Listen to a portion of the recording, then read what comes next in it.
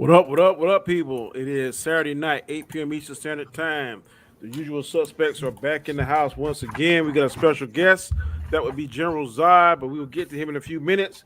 Before then, I'm going to go around the panel. What's up, guys? Scar, what's going on with you, buddy? How you doing?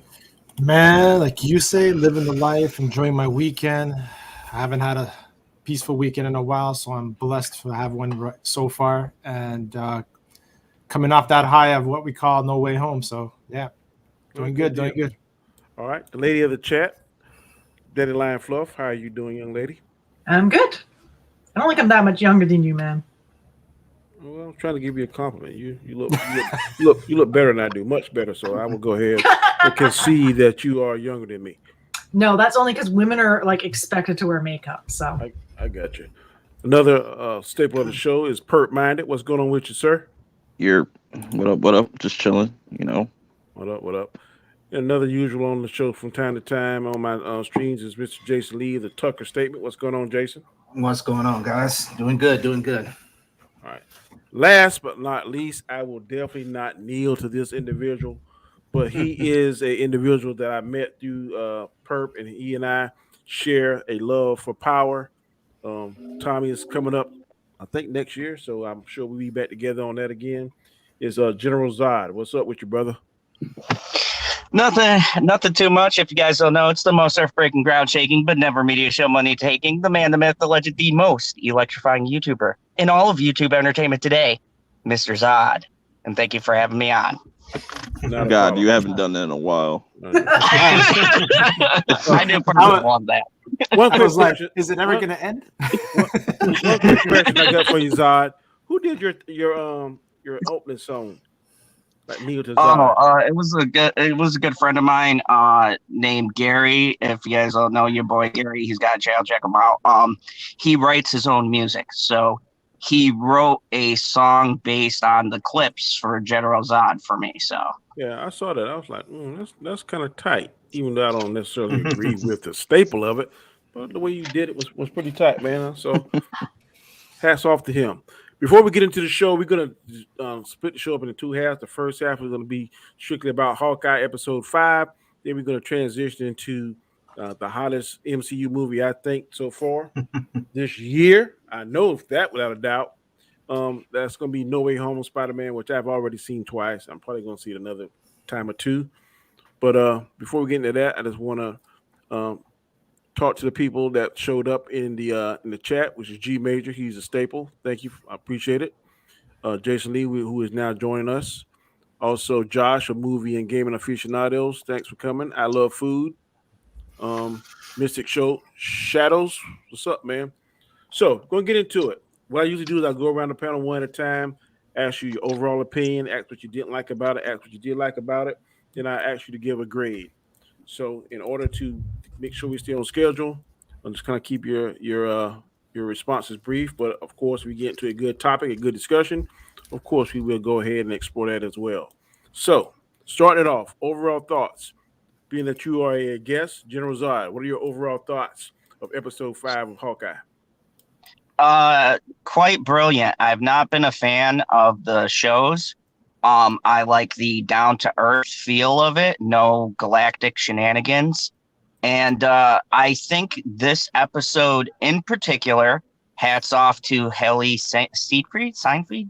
I never get her names. Yeah, there we go. Yeah, hats off to her. I think she does a very good job. I think her and Jeremy Renner have amazing chemistry. And that reveal, wow. Just everybody who's ever been a Netflix Marvel fan, thank you. Thank you so much. Just wow. I loved it. I love it. I love the series.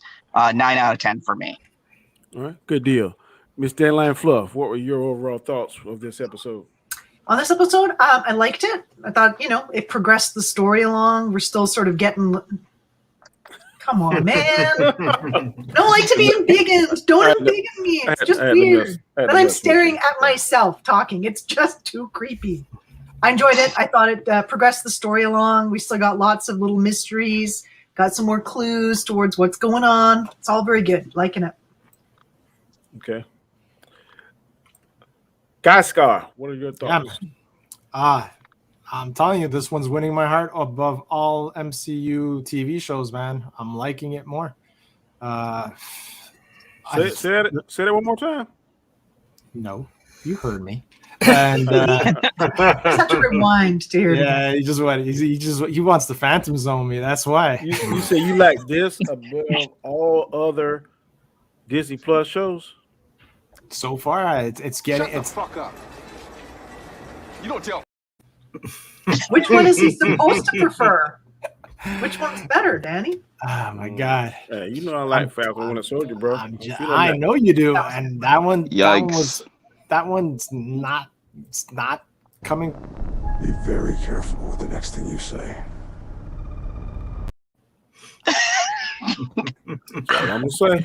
I want to say is it's inching his way past my number one, right? And that's Wanda, ain't it? WandaVision. yeah, actually. Get it.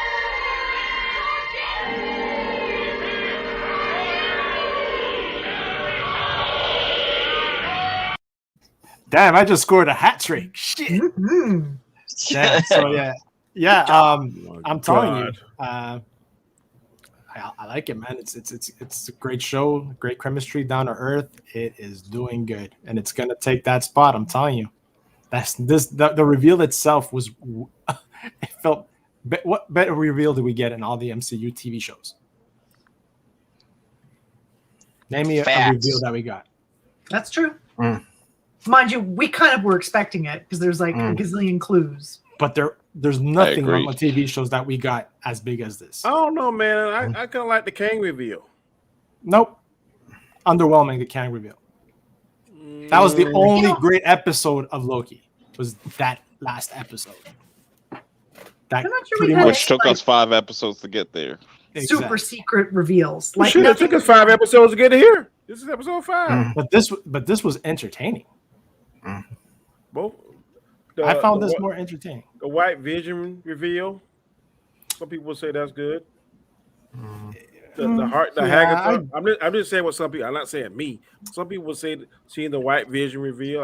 That got a little bit of the way this was written, and the way this has flowed so far. The reveal was done better. The other reveal is what? Scarlet Witch. And I'll tell you what, like if you go back and rewatch some of these, I'm telling you, like Hawkeye is better paced than all of these shows. And the pacing is pretty good. Yeah. Okay. And I'm gonna later on when we discuss the things that we like, I'll have to say is Kevin Feige is a fucking genius. That's all I have to say. Well, I've been to you that. The way he just did what he did, the way that he just did what he did. Super genius. That is right. But yeah, this is definitely a great show. I can't wait to see how it's going to end. The season finale ends next Wednesday, so I can't wait for that episode. Okay, Mr. Tucker, what are your thoughts overall? I thought this was an excellent episode. I was really surprised the reveal happened in this episode. I was expecting the last episode, so there may be another reveal that we don't even know about. Coming in this 6th episode. No possible other characters. Like I said, the chemistry between the two were really good. It's not my favorite show so far on Disney Plus, but it's up in the top. It's one of the better ones, and it's progressed the story along, and you can see where it's going to go right into the movies. I'm seeing better than some of the other shows. Loki, we had good parts and bad parts, but this one is building a lot better. Just hopefully, has a good finish. Yeah, but. Right now, I would give if somebody said 9, 9.5 on this one. It was really good. Okay. Perp, overall thoughts, sir? Yeah, man, this was a really solid episode. Like I said, like there's a lot of things going on, and it still flows perfectly, in my opinion. And everything is like centered around Clint's character. Like Clint is the plot is revolving around him, and I just like that we're getting things wrapped up. And I don't know what to expect in this finale, but it's going to be pretty crazy. Okay. Yeah, because And can we also go over the fact too that Black Widow actually has a memorial, and we never got that in Endgame, Kevin. I still don't forgive you for that. Oh, Like man. someone who, I'm sorry, I love Tony. Okay, because I have a friend who will argue with me, Captain America or Tony. I'm a Captain America fan. Whatever. That's not the All point. day. My point is, we never get nothing about Natasha. Like she just dies, and everybody just seems to like it's still about business. And I like the fact that they finally like have something for her, like Mhm. Right. on the stone and reflecting, and her sister. I just think that that's very respectful because I'll be honest, I thought her character's a little bit disrespected up until this point. Well, it was because her movie was definitely 3 movies out of sequence. You should have done Mhm. 3 movies. I don't That know movie if it's was an insult. disrespect. I don't think it was. I don't know if it's disrespect. It's kind of like an overthought or afterthought rather. But I'm glad they did give it to her. But it should have been like 3 movies earlier. I would have done it directly after maybe Winter Soldier or something like that, somewhere in that. I will say this though. I think Yelena is a better character than Natasha. No, Just based off what we got, like Oh, from okay. we ain't seen enough. I understand of what you're saying. I understand But I'm what you're saying I that know- just a little what we got of her, she has way more personality than Natasha. But it was a little long. Well, I'll get into it. A little lengthy. What I didn't like about her, but overall, I would give it. This is the best episode so far in the series. It seems like to me they're not giving this Echo person a lot of respect, and she's supposed to be getting her own show because pretty much when Clint doubled down and really concentrated, he kind of beat her pretty Facts. easily. So I don't see the reciprocating of powers or moves, whatever they see in there. So I don't know whether they're going I to noticed that too. speed that up or whatever. But for someone that's getting their own show, she should be like on par with. I mean, I think it's okay because like you don't want to put too much time on her because then you completely get away from the point of this being a Hawkeye show. But she We should be need to like formidable. her. She should be formidable. I disagree. She's deaf and she has one leg. I say the fact that she even went toe to toe with Clint and most people who can hear and have they don't have a disability that really handicaps their movements because of how Clint moves, and she still put up a pretty decent fight than most villains who are from outer space. I'd say she got some shine in that episode because those dudes got taken down mad quick, and she did go toe to toe with him until he got the upper hand. So And I we would saw say she totally was evenly matched. we No, I saw on think- the rooftop. We saw also on the rooftop that it was clear who was the weakest fighter there was Kate. You know what I'm saying? Echo. Oh yeah, no doubt. But I'm thinking she should be in the same part. That first sight with how much problem that Taskmaster gave Natasha, she should be giving Clint just as much because I don't think Clint's a better fighter than Black Widow. Yeah, but I They're think always No, equal. Though. I They're think always they're equal. even. Every time they fight, they're always equal. Like it's Yeah. always like a tie. But I think this goes down to Echo's developing. You're just seeing her in her infantile stage right now of coming into her show, where her show is going to probably explain her growth into whatever we know from the comic books where she gets those skills, right? But with whatever means, right? Well, they got to write Could be. her. I'm not really feeling her. I'm not really cheering for her. So to make a show where you don't cheer for somebody or like for somebody is kind of I don't think they've never done that because even we said in the past that Loki has been more what's the word I want to use? He's been watered down to not being so bad that we didn't like him to people are kind of cheering for him because in the middle of Loki we were cheering for him. I haven't even begun to see that development or that particular step for us cheering. I don't care what right now if she get killed, I wouldn't care when I have no emotional ties to her yet. So if they're going to give her own show, I think they need to kind of give her a little bit more shine. So to Even speak. if we hated her, I'm just not feeling anything, right? Yeah, I don't hate her like her. Other character, I'm not super interested in her. Exactly. When they brought Elena in, they sort of like push Echo to the side. It's Exactly. like Elena they got don't more, you don't foreshadow. You don't feel like you were looking for Elena more than you Echo at all. I mean, Echo's just like a side character now. It was I agree. it's similar to how they reintroduced Monica Rambeau's character. I just felt it was completely random for her to pop up in WandaVision. I feel like she should have popped she up felt in rushed. Captain Marvel too. Yeah, she felt really rushed. Unimportant after she felt important when we first see her, and we see her go through that wall and get her powers. She felt important, but then the final scene, like she was like an afterthought when she was fighting Quicksilver or whatever. So I think they kind of bobbled that a little bit. All right, go next question. What didn't you like about the episode, Zod? Oh wow. Okay, I'm going to say, being that I was a huge Marvel Netflix, and I think that whole thing was BS that happened with greed and money and Disney. But I have to say that seeing Big Vincent D'Onofrio, man, and even in a picture, and knowing like we're getting like Kingpin, and then I know we're not talking Far From or No Way Home yet, but now taking that into context, it's like got me really hyped, because I feel like they might water the character down. Like, you're not going to see him slamming people's heads with a door, but I do believe he'll bring that intensity, seeing what Sony did with the No Way Home, and then kind of how this show is not really violent, but it's violent enough. And I'm like, it gives me a lot of hope. So I would like to see how he's going to interact with these characters.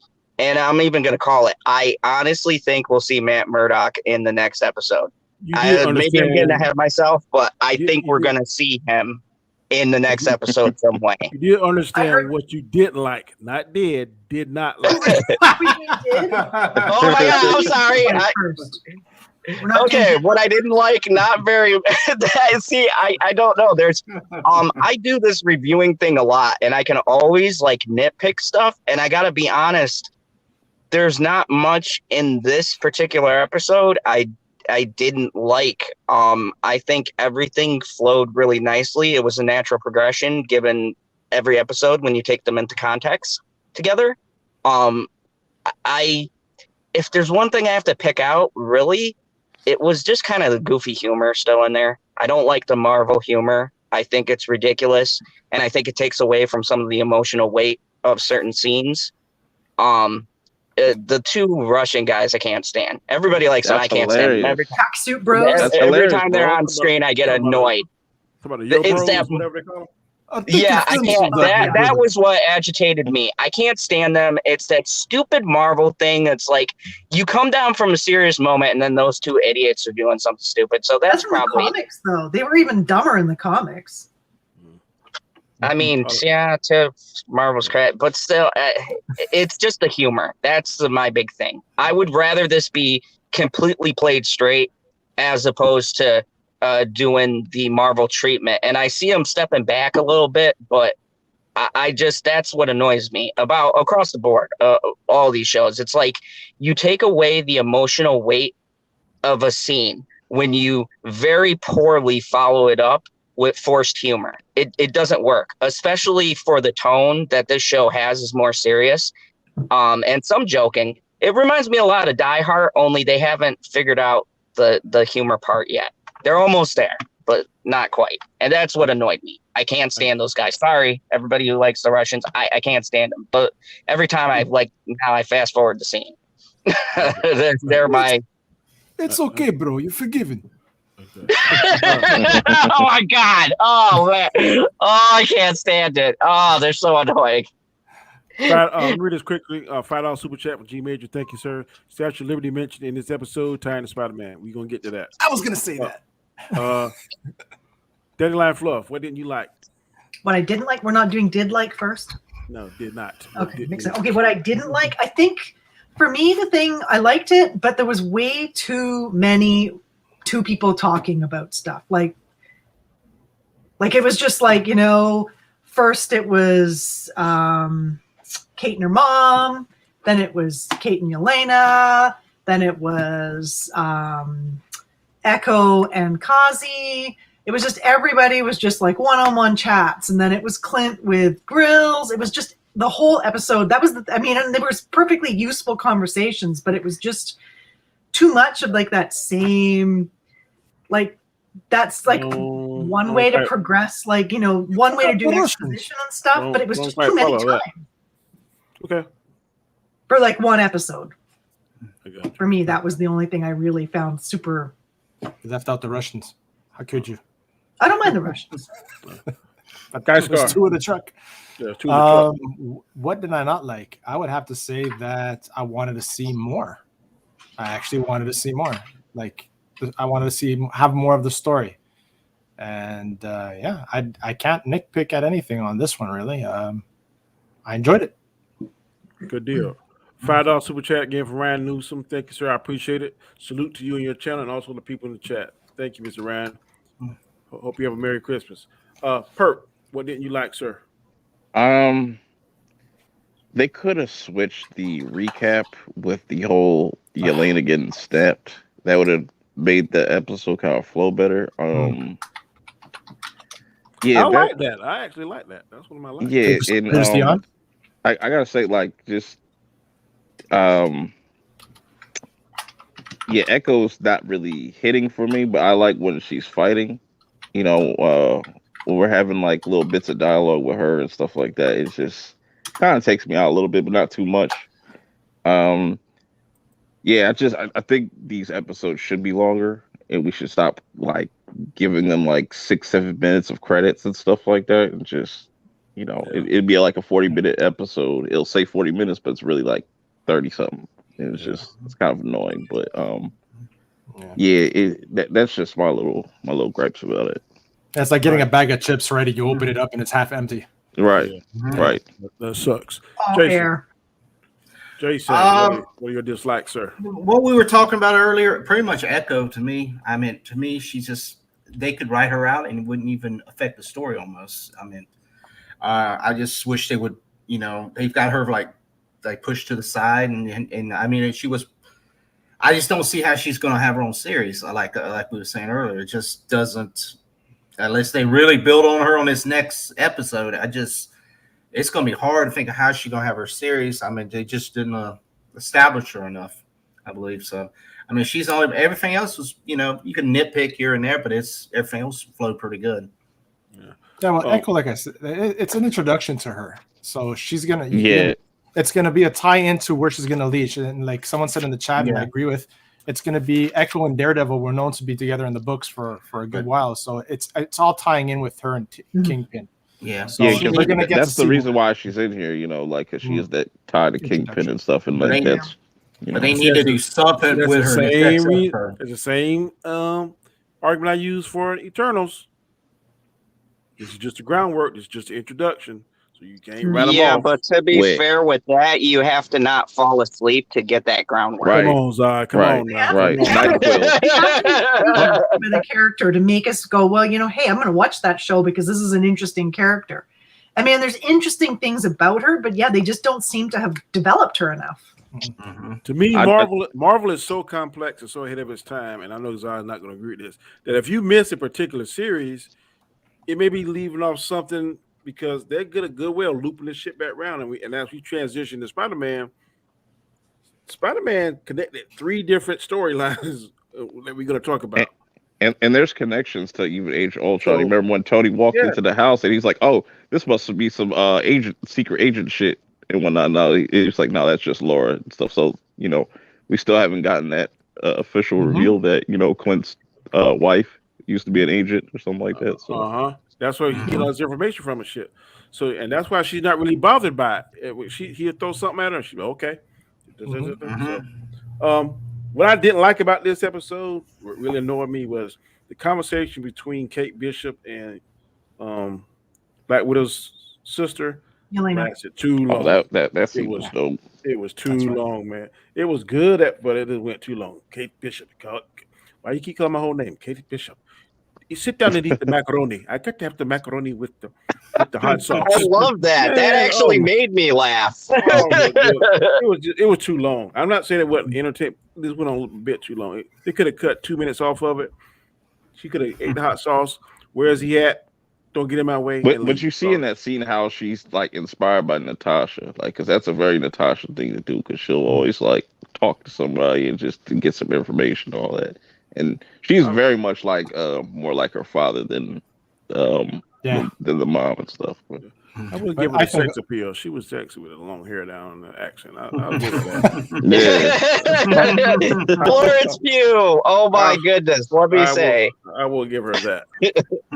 I want to add to what you just said, Danny, but I think it's what Marvel shows, and they do a lot of foreshadowing, right? So I think this is just a foreshadow of what we're going to get to see in an Avengers movie where they're going to be working together. It probably will. Yeah. I don't doubt that. We're gonna go to the next phase, which is what did you like? So Zod, you already told us what you like. So I mean, yeah, just everything, and the connection between the finally Netflix gets a connection. It happened. I'm so glad we're acknowledging that the universe exists. And my next question is, how are they going to do Punisher? I don't think that will ever happen. So I'll take Matt Murdock and Kingpin because I think Punisher's gonna happen. I read an article.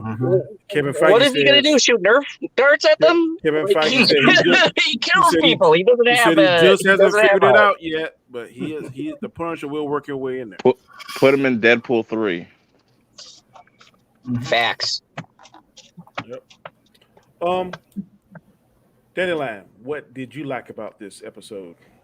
Okay, I have so many little things. I liked the way they showed the blip, like that Yelena got blipped out and then appeared, reanimated. That was really cool because that was one of the things we hadn't seen like that quite the same way before. Like, we did get a little bit in WandaVision, but a little bit of Spiderman, not quite the same. Yeah. Like, I thought that was pretty cool. I liked all the tie-ins, like knowing that this episode was going to be released at the same time as Spider-Man, and the way they had so many like crossover things, like so many like things that were the same, like the Statue of Liberty reference with the, Captain America's shield, and except for like, what the hell is with like cuts over eyes? Because Kate had the cut over her eye in exactly the same spot that MJ had in Spider-Man. Yes, that's just a Kevin Feige I'm like, thing. was that on purpose, or was that just like, hey? And then what else? I like the slow reveal on everything. Like, I like that, the few more clues. You still don't know if Jack is like in on it or if he's like a patsy. So that's kind of fun. I liked the Yelena realizing that she's probably being used, which is why she went sneaking off to like find out who hired her, kind of stuff. Kind of cool things like that. I like the escape plan was like calling an Uber. That was just silly. I like some of the silly Marvel humor. I don't have a problem with it. I find that if we didn't have that, these shows would be so weighty and dark that I think that you would lose people a little bit if it was too dark. So I like that they throw in silly humor because it really, it kind of keeps you in like a positive mind space where I think otherwise you'd end up just like it's too much, right? Because if it was all really serious, then it would just be a DC movie. So it's nice to have. I like the humor that they put into the Marvel stuff, right? Sometimes it works, sometimes it doesn't. It kind of it's embracing its like comic bookiness. I think when it's not forced, it's good. Yeah, well, yeah. I mean, sometimes it's kind of silly, but it's. I mean, I think it's because it's sort of like kind of lame jokes that it's really hard to pull off lame jokes that they have. And so sometimes they work and sometimes they don't, just by virtue of like, you're going to tell those kinds of silly jokes. Sometimes they're going to hit, sometimes they're going to miss. And, unfortunately, when they miss, it kind of like takes you out of the moment. But overall, I enjoy the silly humor. Blah, blah, blah, blah. I liked the whole like Clint and Natasha parallel that they had where Clint lost his whole family and went freaking dark and insane. And then when Natasha lost her whole family, which was pretty much her sister got blipped out, then she went really light, right? She was like working to keep the Avengers together. So I kind of liked that there was sort of like the contrast between those two characters. It kind of showed, how in a sense, Natasha and Clint like create like a whole person, right? Like they make a unified whole once they're two halves of the same character in a sense. little different. But I just sort of I thought that was kind of cool. You kind of like really saw that you had like a little bit more of both their characters revealed that way this time. So knowing that, Feige puppet master there, he really it keeps showing you more and more of that he has a vision, even when you don't see the vision or you don't like the vision. There is a vision there, and there's always things are always connected. So anyway, I went on for long enough. DC isn't that dark. Zod would just like to say that. Oh God, here it comes. Look, I hate being the DC guy on the panel here. I think DC can have light moments. We have Shazam, and that was good. Can we get credit? It's so funny because I've heard those comparisons. They're like, well, at least we're not DC dark. No, I just meant in comparison. Because honestly, it would be super dark if they didn't have all these stupid lame jokes. Like if you just took Clint and there was no humor, that dude's in a dark place. There's a lot of dark going on, and they really need that balance of silly humor just to right all from wanting to leave the TV show and slitting our wrists or something. It would Clint said it right, that he has done terrible things when he explains it to Kate Bishop on the sofa, right, when he has the pee bag over his head, that he's done terrible things, that he's not a hero. Yeah, right. Gascar, what'd you like? Man, I love the opening scene with Yelena. I think that was great to see the different perspective of those coming back. We got to see it a bit with Monica Rambeau, when she blipped back in the hospital where her mom was dying. And here you got to see Yelena's point of view where she was coming back. She wanted to find Natasha, and she was all on a quest to reunite with her family, basically. And she disappeared for 5 years. She comes back 5 years later to only find out that she's gone, right? And then to be told at the end of Falcon and Winter Soldier by Valentina that this is the guy who killed your sister, right? She doesn't have the whole puzzle. So everything's coming together with this episode. Everything was coming together. She sees that, she might be lied to. Clint gets in her head and checks up on things. I like the whole Clint and Echo's fight too, because what he did the same thing to her, question what her real motives was, who was there and who was not there, right? And that's when she questions forgot his name, her brother Kazi, and sees that he's lying, right? Because she can read people very well. So I found this episode extremely amazing because how everything's tying in together. And what G Major said earlier, you hear the mention about the Statue of Liberty with the shield. So automatically, this ties in to what we got this Thursday. Yep. Right? With all tied No together. Way Home. And, like I was saying on yesterday's show where, I don't know if it was on my channel or your channel, Danny, I don't remember. It was on my channel. We were discussing No Way Home. When Peter Parker's walking there, I'm just going to talk about it a little bit. Is that at the same time that what we're going to see in the next episode where they're in, Rockefeller ice rink fighting? That would be crazy. Are we going to get to see a Spider-Man swinging in the background? I want to see that. That'd be great. That'd be great. Wouldn't that be something else? And the whole reveal, right? That we get to the reveal and seeing General Zod said before, just even if we saw him in a picture. Oh, and at the end of the credits when they have the Kingpin shadow over the last credit. I love this all the way to the last credit where you see that comic book type, silhouette of the Kingpin, because you now know by getting, Matt Murdock, you have Kingpin. Oh man, it's and that and maybe Elektra's out there somewhere, but that'd be crazy. I heard we're not going to get Matt Murdock in this. The writer wanted to put him in, but because Feige had plans for him elsewhere, they couldn't work the plot devices in that they were hoping to. So we probably won't see Matt Murdock in this one. So this was pretty much hands down an amazing episode. The conversation when Kate and her mom, like you can tell Kate sees right through her mom now, right?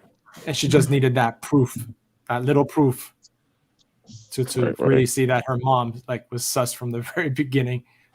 Yeah. Yeah, can I just highlight that? Like, that was probably my favorite because, I have a daughter and I just like, I don't know why, but that one particular scene hit me because I just picture like if I BS my daughter and she looks at me and she's like, Dad, come on, I know you're full of like that to me was heartbreaking. Like I audibly went, no shit. And my girl was like, can you please shut up? I'm trying to sleep because I was watching it. Like what and I was just like was yelling. I haven't sat and watched a show where I was yelling audibly to where my girlfriend had to come into our living room and tell me to shut up. But Kingpin was too much. She was like, and I tried to explain it, and she's like, okay, I'm going back to bed. I'm surprised. I'll just say my favorite moment. Like, I think this is gonna probably get Jeremy Renner an Emmy nom in the future or something like that. Is when he's talking to the when he goes to the mural. Talk to Natasha. And talks to Natasha, and he said, like, forgive me for what I'm about to do. I did all this for you for this stupid yellow stone and stuff like that. That was a great scene. Like, it's those little scenes that really make this show. Absolutely. Yeah. It goes down to writing, right? Writing. Yeah. Anything else, Bert? Nah, yeah, I like the snap because when I first saw it, I was like, "What the fuck is going on?" I was like, "What is that?" And it was just like I was like, she got snapped. That was pretty crazy to see. And it was cool how they tied in Black Widow movie too. It continued from the Black Widow movie where they're hurting for the other Black Widows. So see how Feige has that connective tissue, man. I tell you, it's a beautiful thing to watch. Go ahead, Jason. Everybody's pretty much said it like the beginning where you basically with the snap where she goes to the house and she boom and it comes back 5 years later. That was I really love that. It just tied into with the movies and everything. And when Bert was saying about when he said, "You're gonna forgive me what I'm fixing to do," and then the fight scenes I thought was really when they were in that car lot and he was just taking out those people one by one. It sort of like the Predator. He was out there snatching them under the cars and everything. I mean, I was really good. I mean, yeah. And as I said, Elena. I mean, they really pushed her. She's definitely.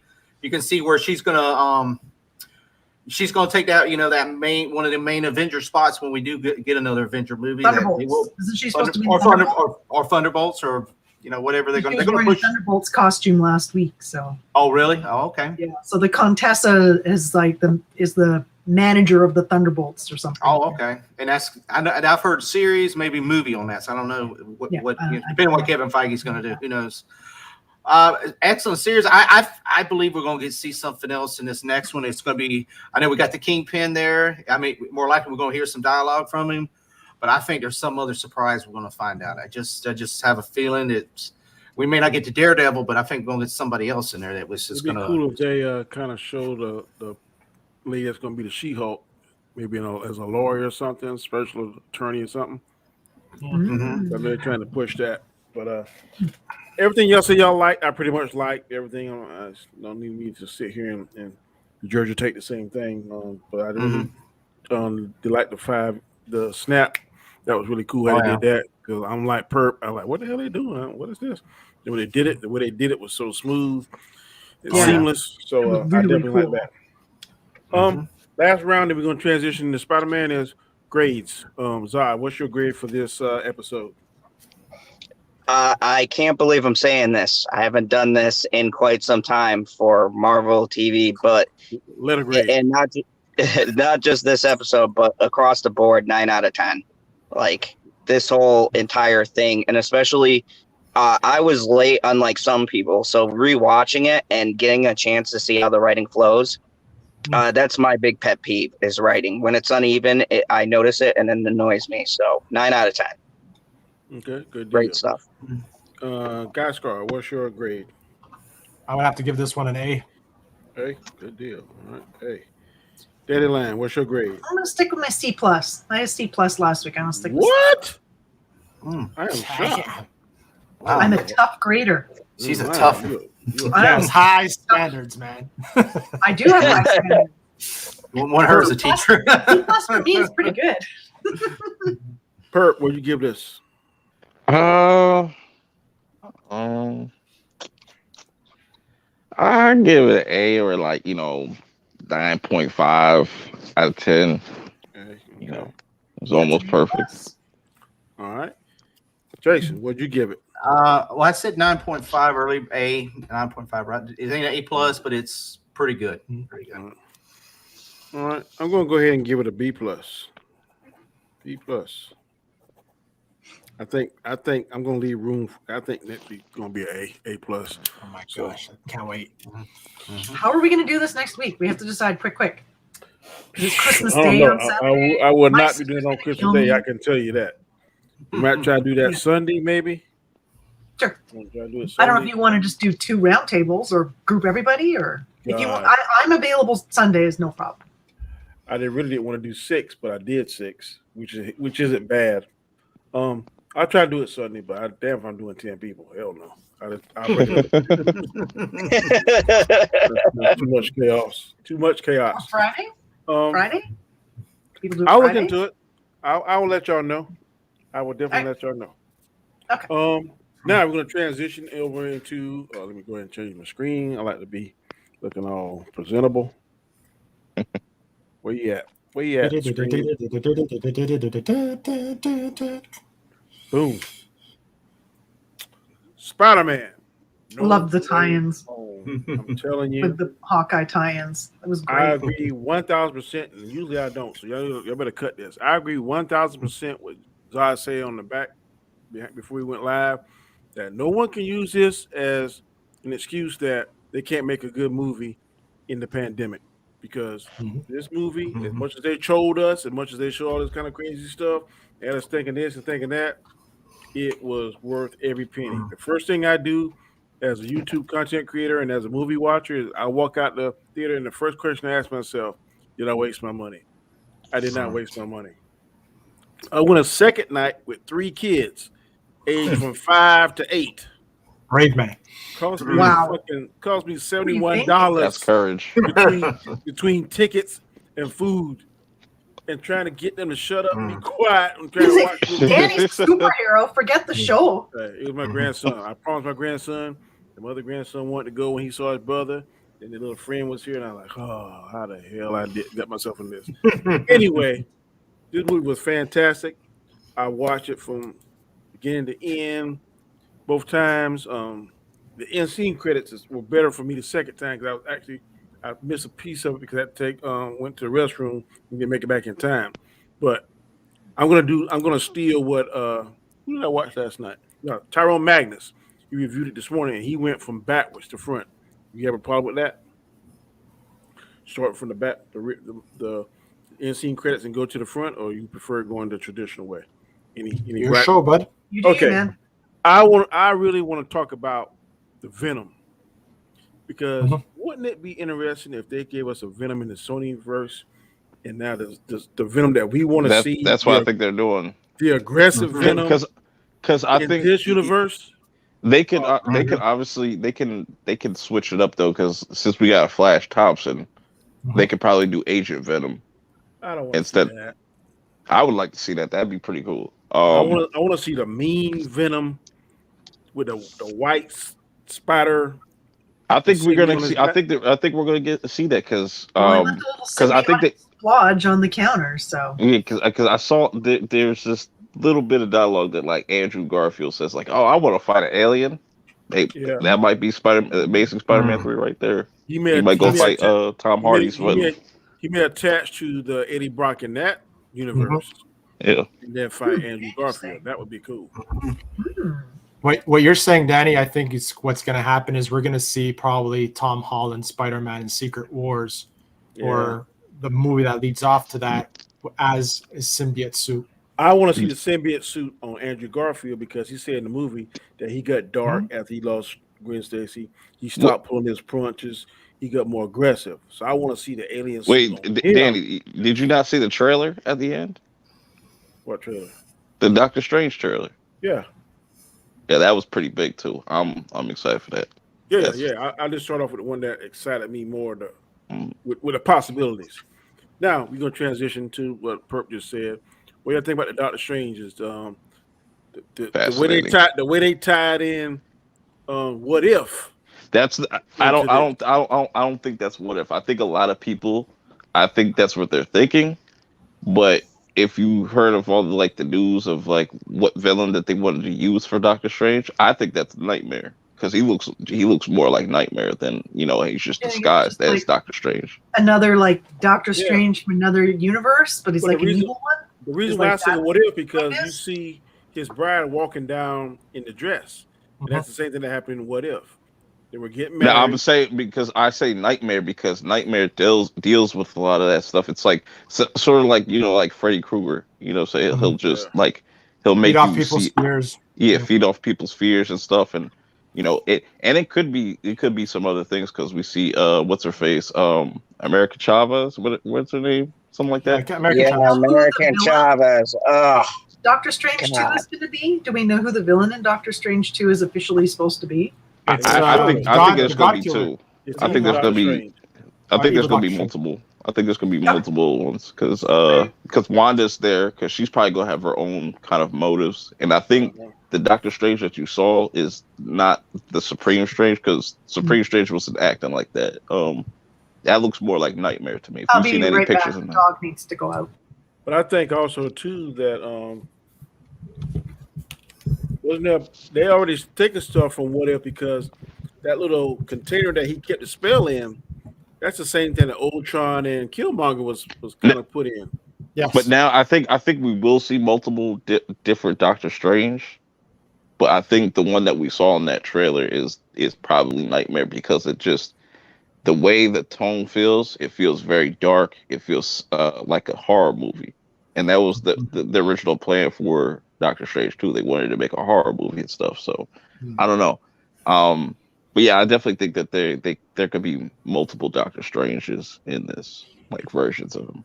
Read a quick super chat from the Rufus.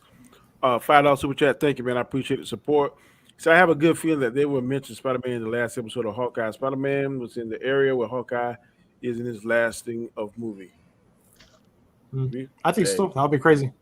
Going back to the whole Doctor Strange, though, I think that the what basically it did, it introduced us to the multiverse, the multiverse and the introduction with the Watcher and everything like that, and showed us a glimpse of what could happen. So if you go back and watch the end credit scene, they're specifically saying that they're fighting because Doctor Strange is the most dangerous person in the multiverse. They're trying to stop him, right?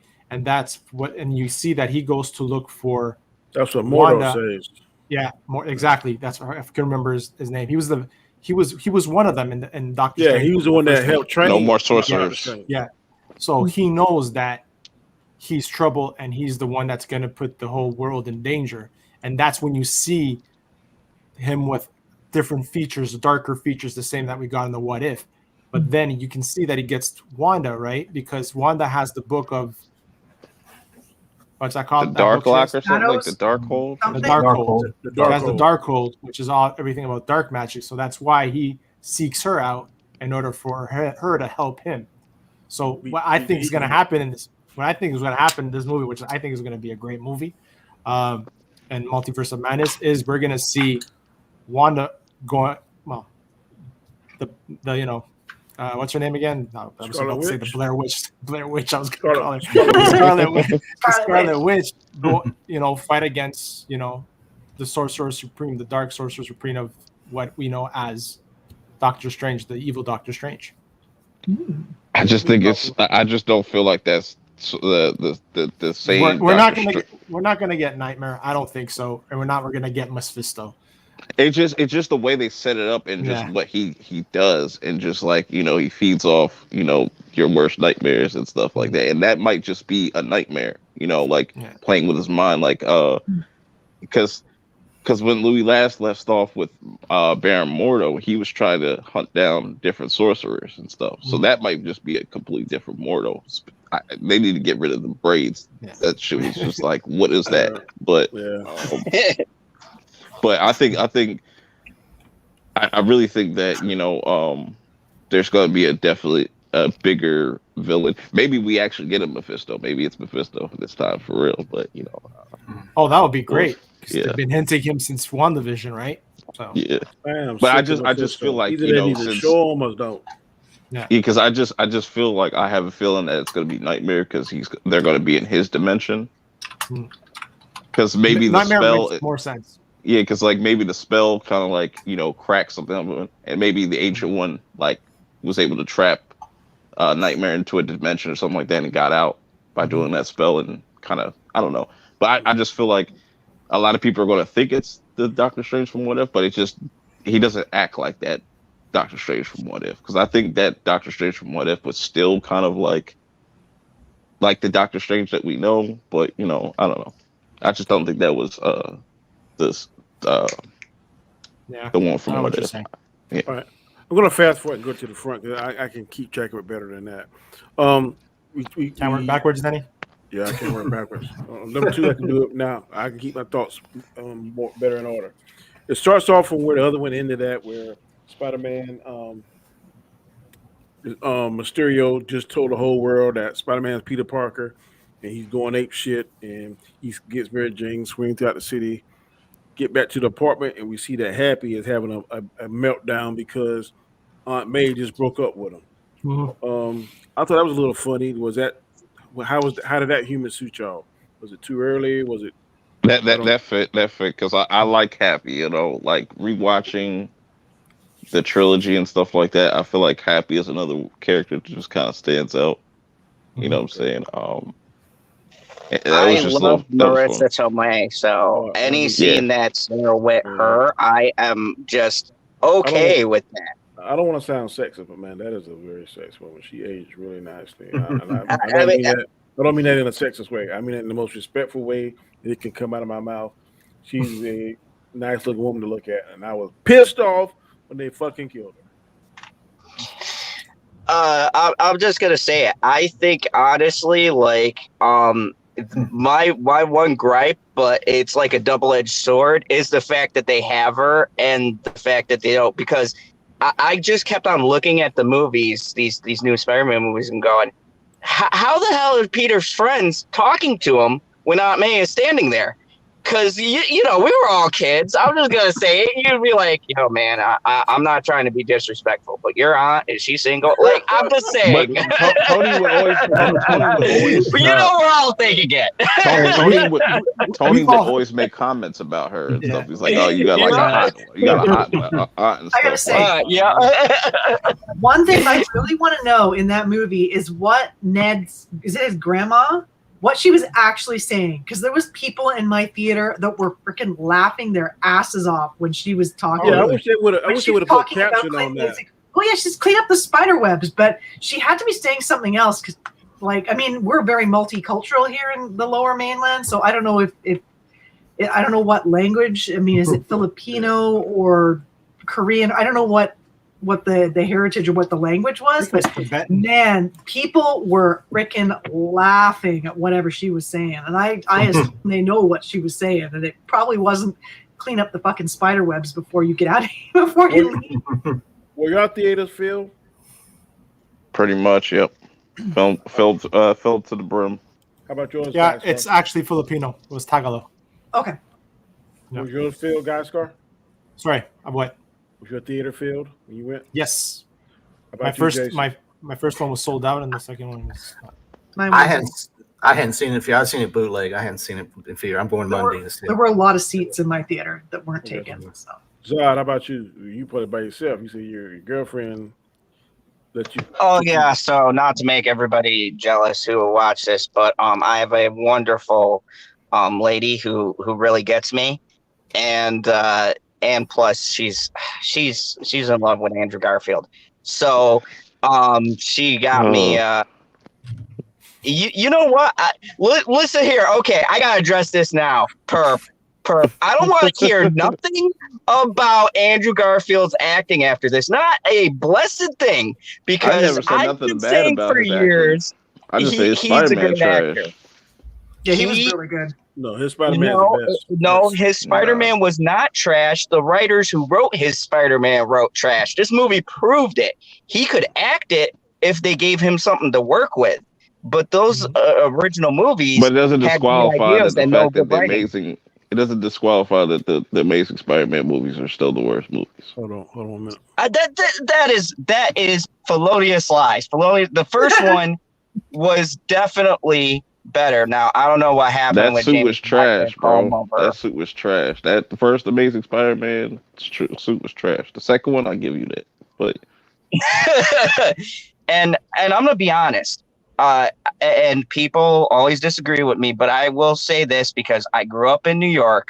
He had the best New York, not only the dialect, but the attitude that New Yorkers have. Like when I seen him, he felt more like a New York Spider-Man than even Tobey Maguire. Like Tobey Maguire, I like him. He's a good actor.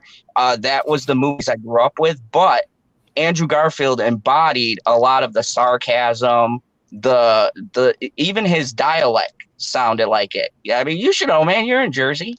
That's my biggest gripe. That's my biggest gripe whenever they do Miles Morales in the games or even in Spider-Verse. He doesn't sound like he's from Harlem at all. Like he doesn't sound like he's from New York at all. It doesn't even sound Puerto no, Rican. not at all. Yeah. It doesn't even sound No, Puerto he Rican. doesn't. He doesn't at all. And when I was in there, when I didn't get Andrew Garfield, but it was just as loud, if not louder. But this is how my crowd sounded whenever Tobey Maguire went in. I recorded just for this purpose. I opened the wrong portal to the wrong Peter Parker. Yeah, I guess you just keep doing it until we find the real one. Ouch. Perfect. Okay, you got it. Find Peter Parker. What's the thing on his hand? Find Peter Parker. Find Peter Parker.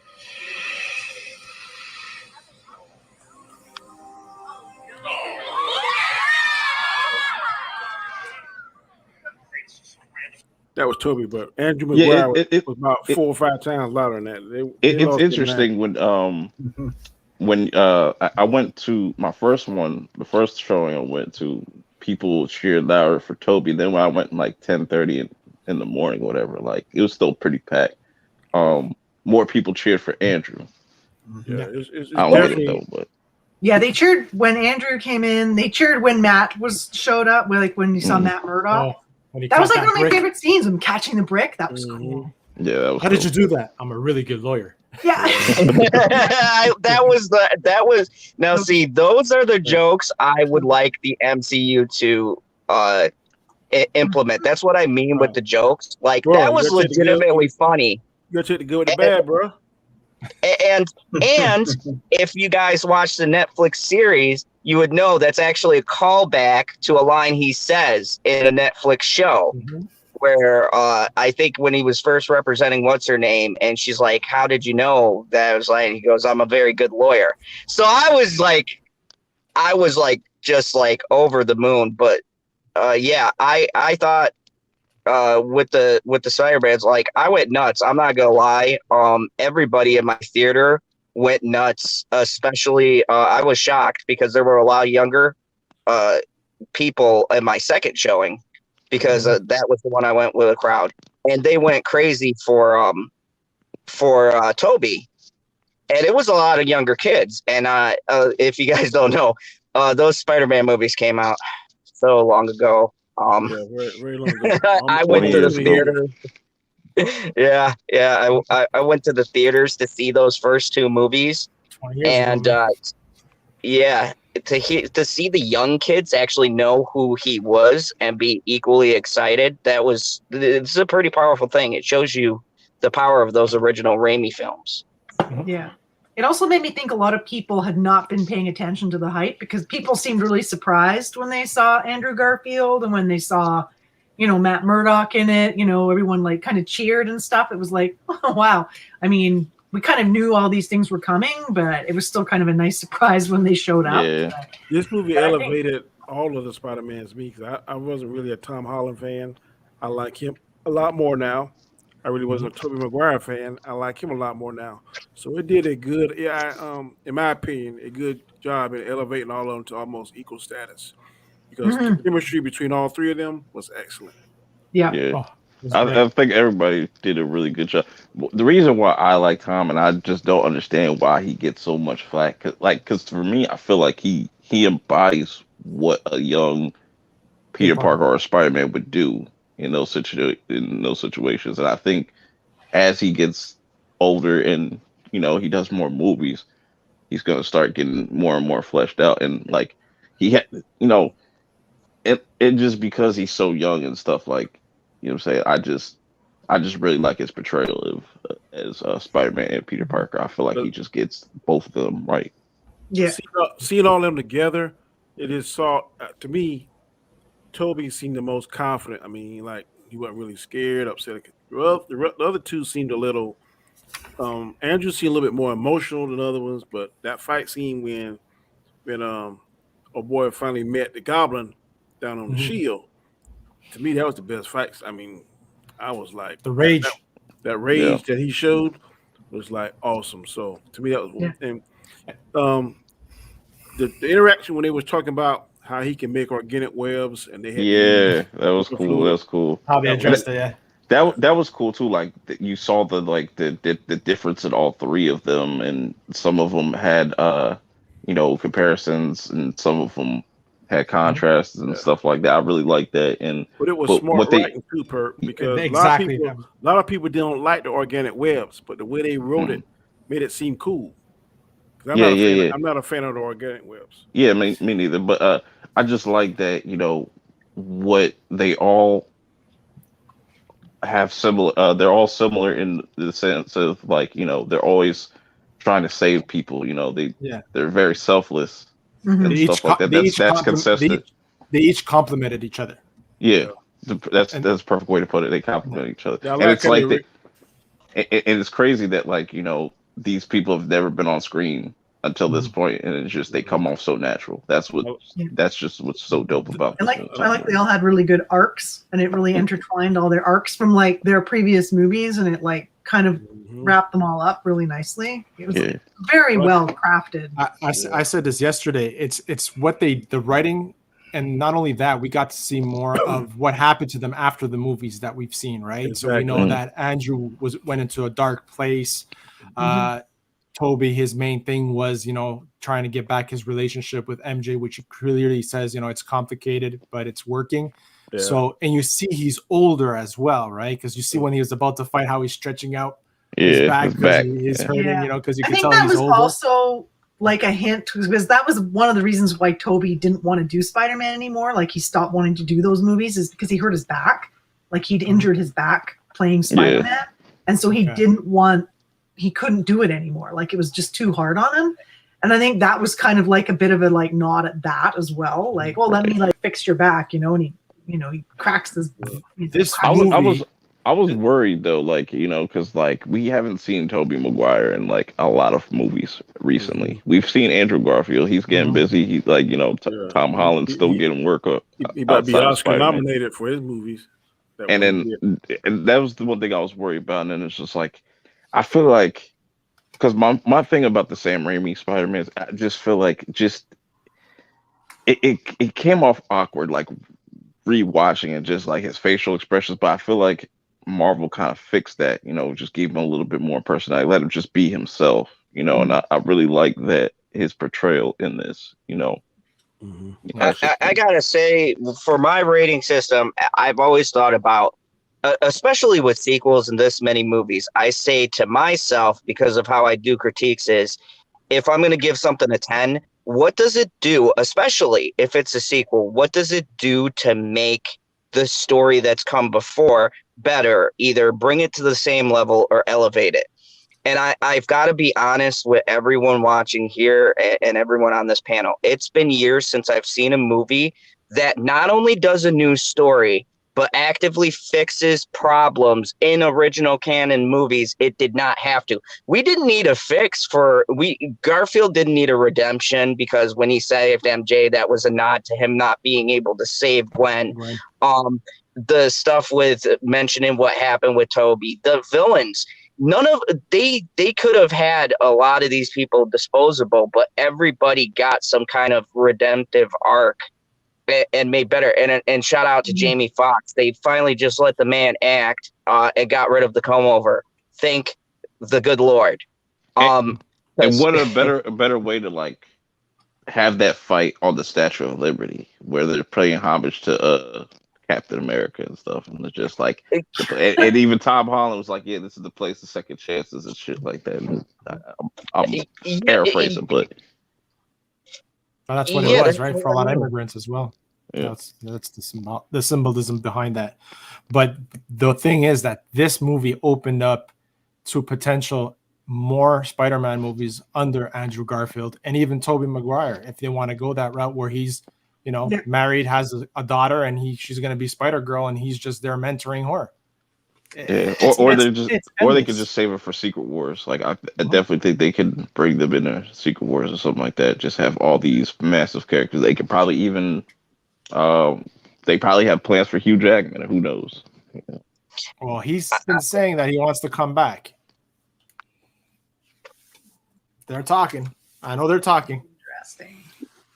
Don't play with my emotions. They're talking. I love Hugh Jackman with all of my heart. I don't know how you go replace him. Like Logan is another movie I put in my masterpiece section. I have no clue.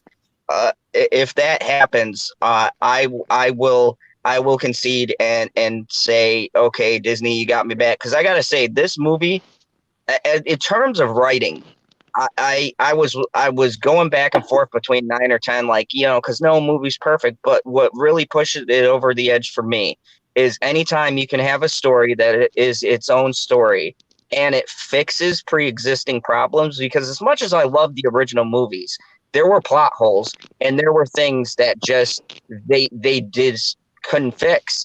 The technology wasn't there, or just the writer his stuff got cut or whatever. And this film, it not only fixed the problems, but it made me realize that the person writing this really does love Spider-Man. I was talking to a friend about this. John Watts, I will watch anything you write or direct or whatever, because you have to love the characters to do what they did, because this wasn't just fan service. This was a love for the franchise. Like, giving fans what they really want to see, and doing something new, but being respectful to your audience, just as a moviegoer with an intelligent story, but also as a fan base. They did both, and I love it. It's my favorite part. To touch up on what you just said, it's like it goes behind any job, right? You have to know the source material. You have to do your research when you're going to put something together. You have to know what you're going to write about. You have to know the backstories in order to put everything together.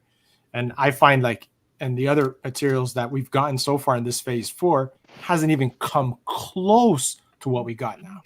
And John Watts, he's going to be directing the Fantastic Four movie. So did people really watch it? Jamie Foxx's?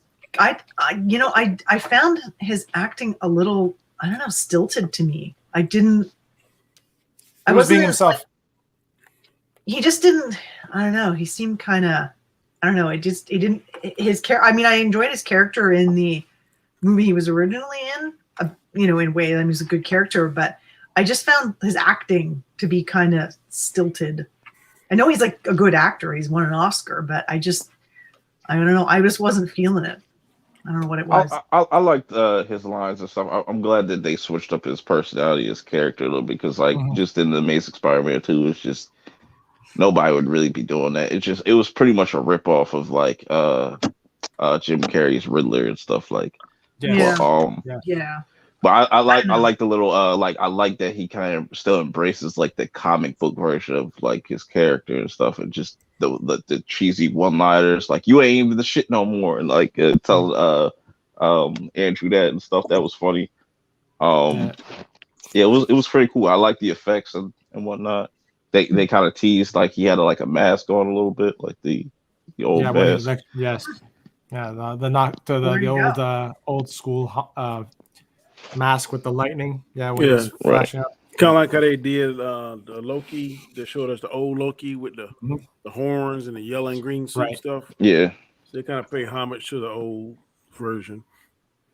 But yeah, I really like the Doc Ock too. His arc where he came and Mhm. it was really funny whenever he assimilated the nanobites from the suit that Parker had, that Spider-Man had, and then Yeah. those suits were able to give him control to link up, sync like you do in your radio, your Bluetooth. yeah, That was funny. that was funny. Yeah, that was good. I laugh because that reminds me of like my daughter telling me some kind of new something coming out, and she's like, oh yeah, Dad, I could do this, this, and that. I just got amazed recently because I found out I could pair my laptop with my TV, and I'm sitting there Wow, telling my girl, yeah, I know, perp. Okay, Jesus Krypton, we may have Christ. principles. Anyways, I'm non-technical, and I knew that. Oh like, shit! so I said, look, I could do this. And she goes, yeah, you know, your cell phone also does that too, for many years now. So like, I laughed at that joke because I go, oh, Doc Ock, you're definitely old, man. I feel you. Like, If anybody has watched Cobra Kai, this man Zod is Johnny Lawrence to the T. To the yeah, T. and he's also my favorite character, so I think that speaks volumes. But I'm surprised nobody's talked about Doctor Strange for Spider-Man, because Spider-Man gave him hands and just completely just outsmarted him in his own realm. See, I love that. That was I don't believe that. I don't. Why not? That was the whole Spider-Man's done it before. science versus math, or no, magic versus science or math. I'll give him how you figure that out, the geometry stuff. But when he knocked him out of his astral form and his spider sense was able to keep him aware, That's how OP is. I don't know. I don't know. I About thought it was pretty cool. It was cool, but I don't know. I've never seen that happen in the comic books. Never seen the Spider Sense was able to outwit the Sorcerer Supreme. Have we had Doctor Strange and Spider-Man in the comic books? But Doctor Strange isn't the Sorcerer Supreme. Yeah, not in this, but I mean, he just don't have the title, but that don't make him no less powerful. Yeah. No, but I would say he's still, Doctor Strange still got a lot of learning to do, because he's not like.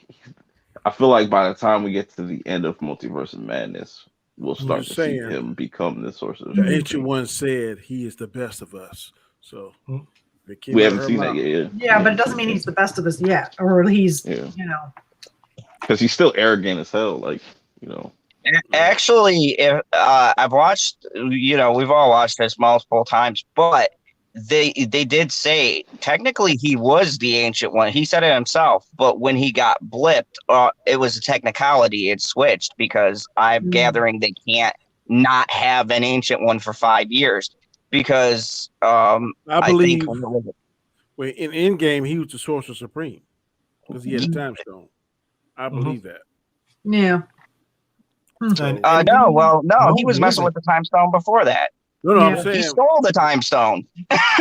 So I'm saying when he was going through those different 14,000 different views to see who would win, he was the Sorcerer. He was the Sorcerer Supreme at that time. Was he? I think he was. No, I don't think he was, because he did that in the original Doctor Strange. He went through the different scenarios with what's his name, so he just applied that during that battle. Yeah, so he was using the time stone. So when him and Tony was on that planet, Thanos' planet, he wasn't the Sorcerer Supreme then? No. Okay. I was assuming that he was. No, I don't think he was. Flash said, "Who do you guys think will be cast as Miles?" I heard the guy that plays Tyreek on Power is the front runner. You know? You heard that for real? Uh-huh. I don't want to see that, but I would have picked that too. But I would have got the kid from The Shy. What's his name? Alex A.R. Hubert. He would have been a perfect. That'd been a perfect Miles for me. I'm trying to see if I can find that link.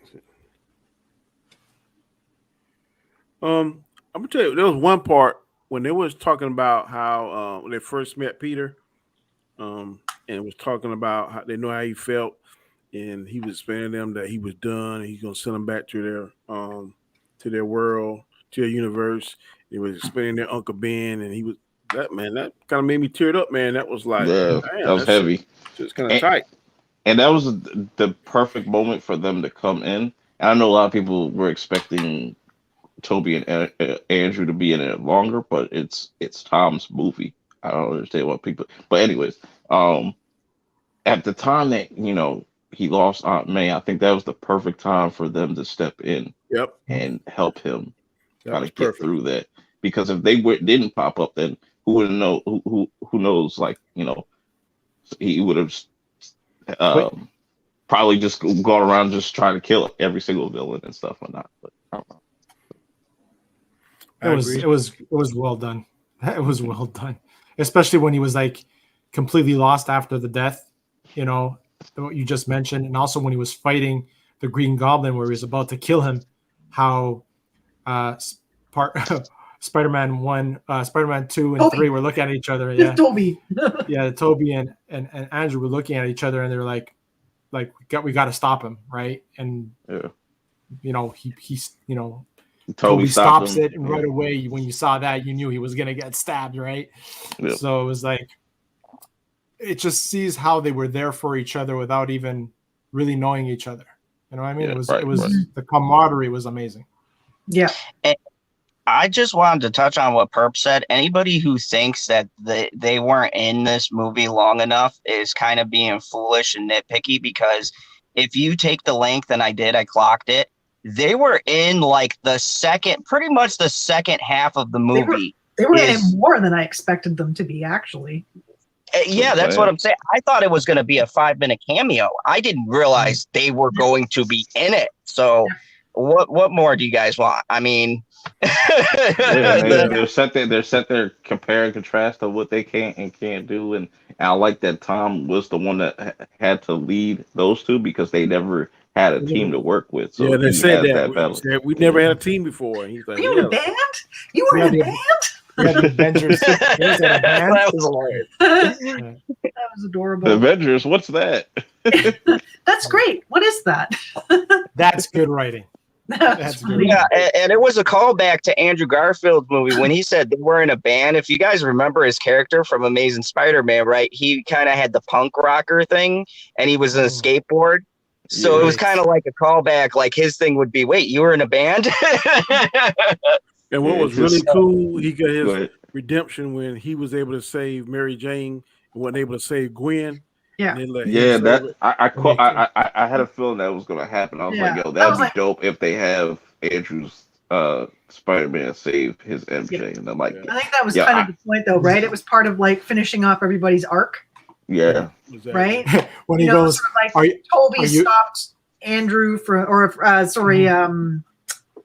Tom from killing Green Goblin exactly the way he had killed Green Goblin, like not exactly, but by impaling him on the glider. Yeah. Like he got impaled on the glider, and so he stopped that from happening, right? Which like released some of his own burden. And and then Andrew caught MJ. I don't think it was all like part of everybody's arc, like finishing up neatly. I don't think Andrew would have stopped him. Because Toby looked back at Andrew and he kind of like nodded his head. Like, who gonna jump first? Who you want to jump in? I think Andrew would have let him kill his ass. Maybe I noticed that too. I was like, whoa, because Andrew got dark. Remember, he said he got darker. And looking at that, I think he would have let him do it. Just be like, yeah, go ahead, man. I'm fat. Supposedly, they shot multiple endings where they had one ending where Toby did get stabbed and he did die, which I had a prediction that I thought he was going to die. I'm glad he didn't get killed because I read they had like a script out there. I mean, the whole script, and it was very close to what we saw. but in the script that I read, Toby got killed, and I did. And at first, when I first read, I was like, "Well, better Toby than Andrew because I'm an Andrew Garfield fan." But after seeing it, I'm glad that none of them got killed and it ended. Yeah, because they probably want to save him for something else in the future. Because I'm thinking they got it that right now. As hot as this movie is, they can do a Spider-Man 4 and Amazing Spider-Man 3. I think with no problem. Mm-hmm. They can introduce Spider-Man's daughter now. And Yep, they can do any of them. Do that. Andrew, they could do the Venom thing. Then no tell because I don't think Mysterio's dead, so they could do another whole. I'm still think Mysterio's out there, or there probably is a variant of Mysterio. Or they could do a. Everybody's been talking about what's the one that like the animal Craven, because I think Craven is coming because they're still doing that movie in 2023, so that'll probably be the first villain he goes against in that new trilogy. I would definitely like to see that. And I would love to. Go ahead, Zod, I'm sorry.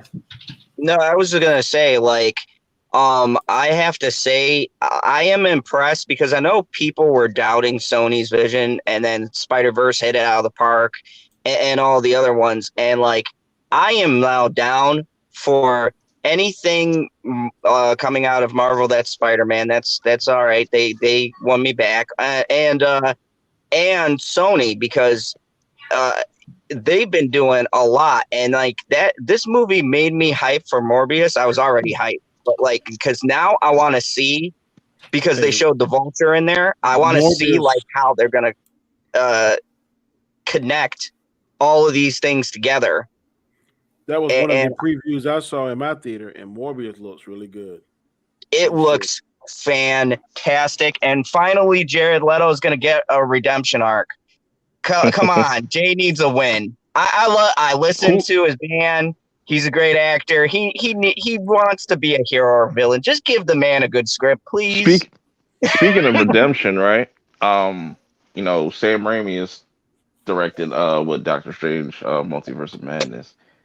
What if he came back to direct Tom Holland's new trilogy?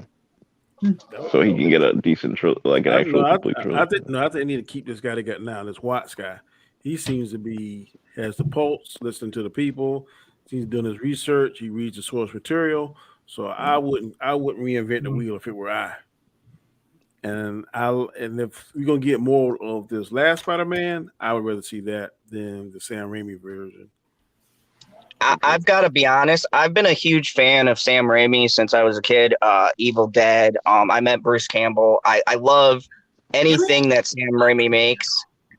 Oh yeah, Bruce Campbell's a great guy. But I'm a huge Sam Raimi fan. But I have got to say, Raimi has a particular style of directing, and I think when you try to box him in, you get what the original trilogies was, because you can see what he wanted to go for, but he doesn't work good under constraints, especially not with like PG-13 ratings. I'm sorry, he can't do it. That's not him. And I think it's terrible to put directors into boxes that they're not. I mean, look at Zack Snyder. For all the crap, okay, I get it. All the crap people give Zack Snyder, right? If you look at when he's allowed to kind of go crazy versus when he's constrained a lot, they're two very different styles of how he'll do something.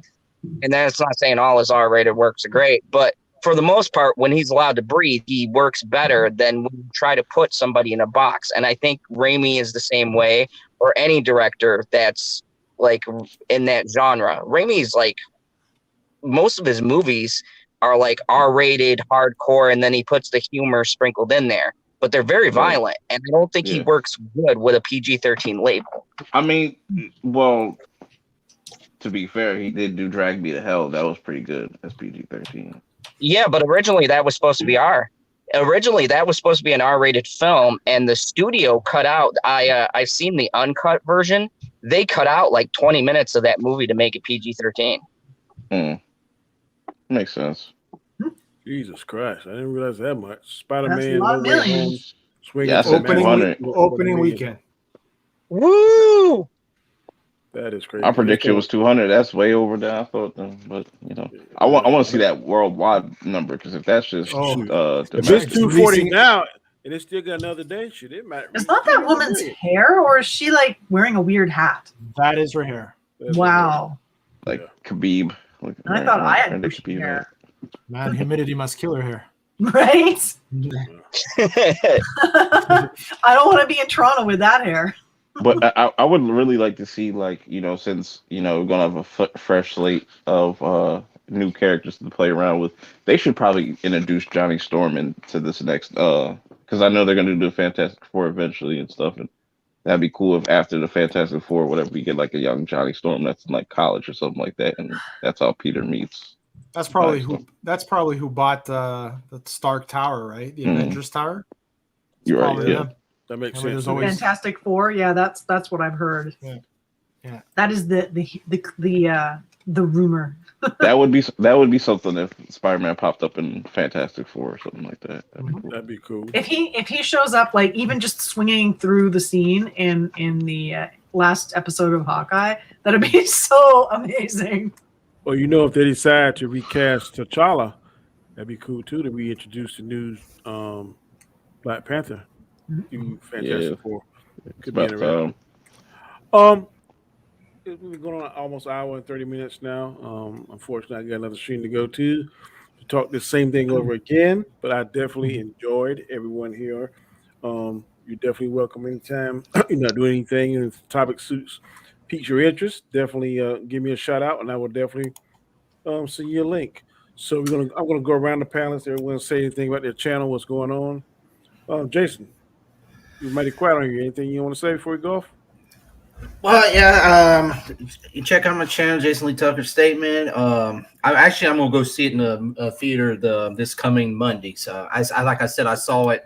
Wasn't a great version I got to see. So I didn't want to go into the topics, but I'm gonna get to see it. I'm taking the family. I'm gonna take all my kids. So we're gonna go see it Monday. So. Nice. Still looking forward to it. It looks great. I've already seen, already know all the stuff. So it looks great. So the kids are excited and all that. So we're going to take them there. But check out my channel. I got some big streams coming up this coming week. I guess you got an interview. I got an interview with a California band, a rock band in California. We're going to do a stream Tuesday night at 8 o'clock. So check that out. I got a couple of different things. So just trying to build the channel. All right. Good deal. Perp Minded, what's going on in your neck of the woods, sir? Ooh, got a lot of stuff coming. Perp Show Awards on Tuesday night, 9 p.m. Eastern. Then getting ready for this Cobra Kai. I was going to drop something about Bleach Terry returning. Silver coming back. You said what? Yeah. Terry Silver coming back.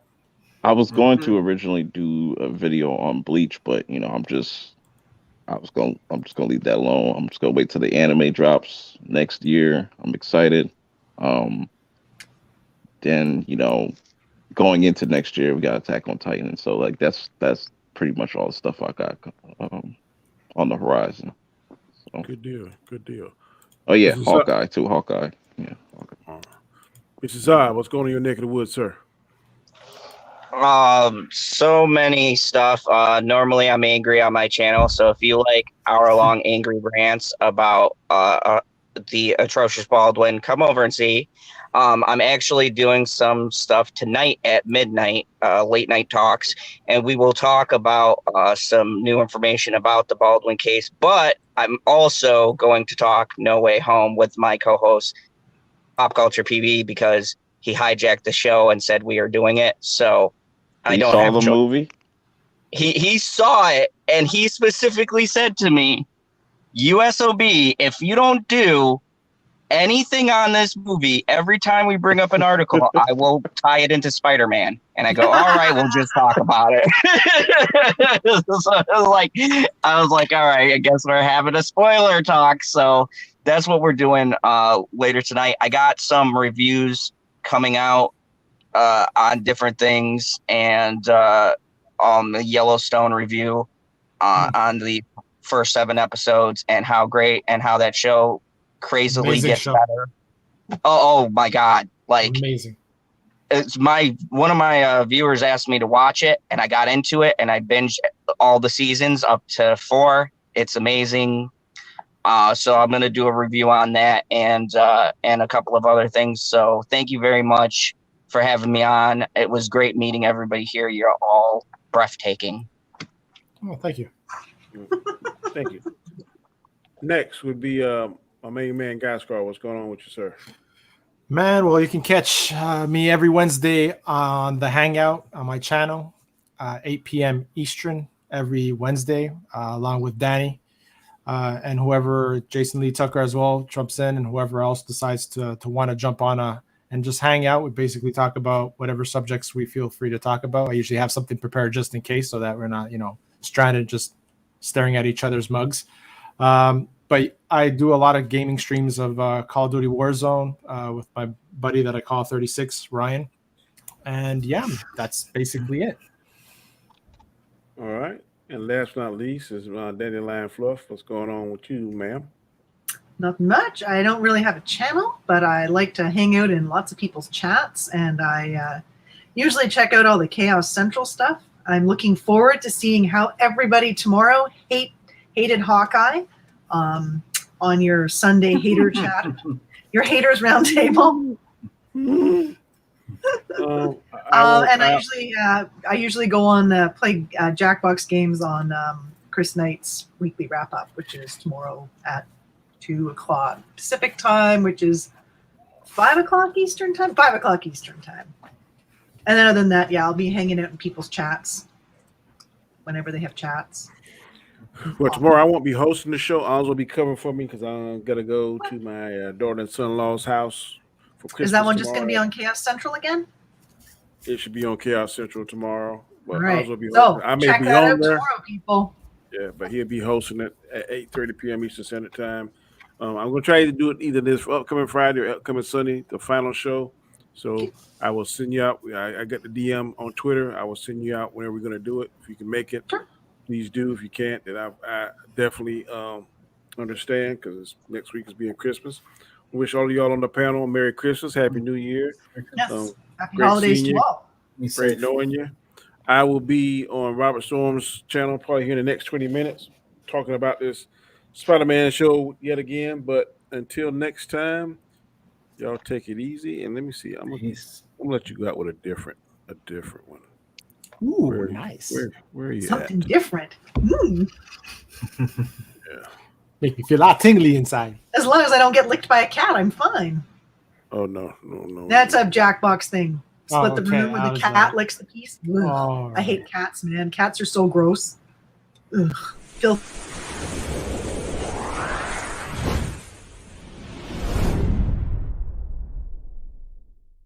Three, two, one.